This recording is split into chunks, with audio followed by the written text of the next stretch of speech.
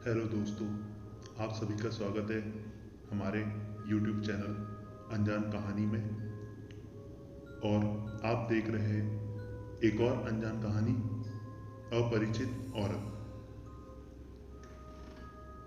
मेरी दादी मैसूर के पास एक छोटे से शहर श्रीरंगपट्टनम में रहती थी। उनके समय में मिट्टी की सड़कें, पैदल और बैलगाड़ियों से यात्रा होती थी। रात के समय तेल के लैंप, जलाऊ लकड़ी और खेती, इस तरह का काम होता था। इस तरह का गांव था एक छोटा सा गांव श्रीरंगपट्टनम। तब उन्हें वहां नर्स दाई के रूप में सेवा देने के लिए बहुत सराहना मिलती थी। एक बार रात के समय जब बहुत बारिश हो रही थी, तब उन्होंने अचानक किसी को उनका नाम पुकारते सुना। उन्होंने देखा दरवाजे पर एक अधेड़ उम्र की महिला थी।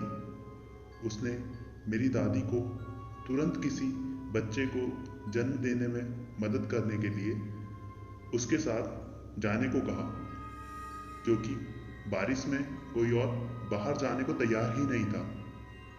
उस महिला ने मेरी दादी को साथ चलने के लिए बोला और मेरी दादी ने उनकी बात मानते हुए उनके साथ जाने का निर्णय लिया और फिर वे एक जगह के लिए रवाना हो गए, जो कि गांव से थोड़ा दूर था। मेरी दादी ने उस महिला की प्रसव में जरूरत आने वाली दवा और जड़ी बूटी लाने के निर्देश दिए और उस घर में चली गई जहां पर प्रसव कराना था। दादी ने प्रसव कराने में मदद की और घर वालों को निर्देश दिया। घर वाले रो रहे थे क्योंकि उन्हें लगा कि बारिश में कोई उनकी मदद करने नहीं आएगा। लेकिन दादी को देखते हुए उन्हें अचानक ढांढस बन गया। घर वालों को नवजात और माँ की देखभाल कैसे की जाए, दादी ने ये सलाह दी और सारा काम खत्म कर दादी घर लौट आई और सो गई। दादी फिर सुबह उस घर में गई जहां पर रात में उन्होंने प्रसव कराया था। वहां दादी ने पूछा कि आपने जिस महिला को मदद खोजने के लिए भेजा था, क्या वह महिला आप लोग को दवा दे गई? उन्होंने उस महिला के बारे में कुछ भी नहीं पता। इसलिए मेरी दादी ने इस मामले को जाने दिया। अगली रात फिर से कोई दादी का नाम पुकार रहा था। दरवाजा खोलने पर दादी ने उसी मध्यम आयु वर्ग की महिला को देखा और दादी ने उससे पूछा कि माँ और बच्चा ठीक है ना? किसी तरह की मदद की जरूरत तो नहीं है? उस महिला ने अपनी बेटी के प्रसव में मदद करने के लिए दादी को धन्यवाद देना शुरू कर दिया।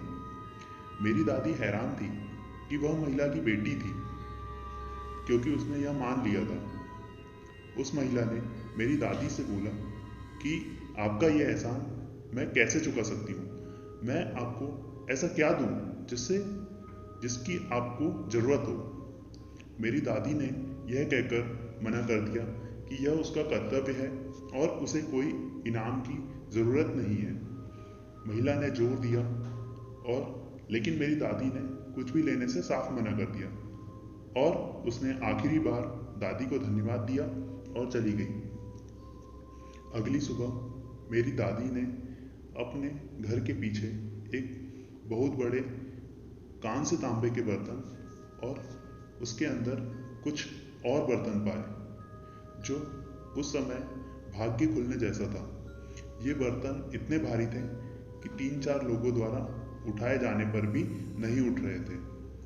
पूरा गांव हैरान था कि इतना भारी बर्तन कहाँ से आ गया और इन्हें लाया तो लाया किसने, क्योंकि उस समय ऐसा कोई भी तरीका नहीं था जिससे बिना आवाज किए बर्तन को लाया जा सके, क्योंकि यह 40 के दशक के आसपास की बात थी और उस समय अधिकांश ग्रामीण भारत में कोई वाहन या बिजली नहीं था।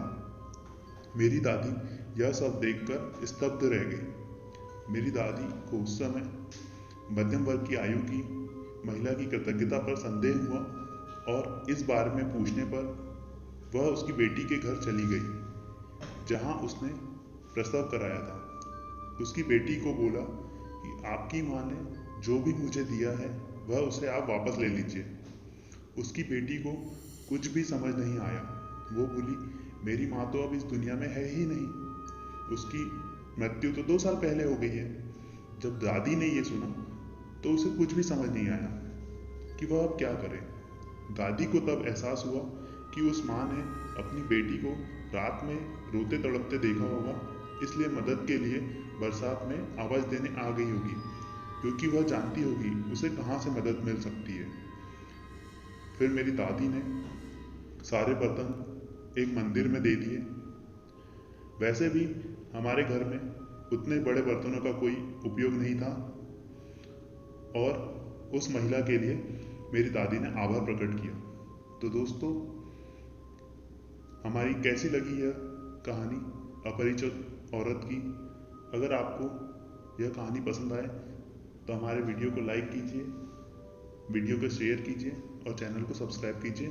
और अगर आप भी ऐसे ही कोई सी कहानी सुनाना चाहते हैं तो आप हमारी जीमेल अकाउंट पर और इंस्टाग्राम अकाउंट पर भेज सकते हैं। धन्यवाद।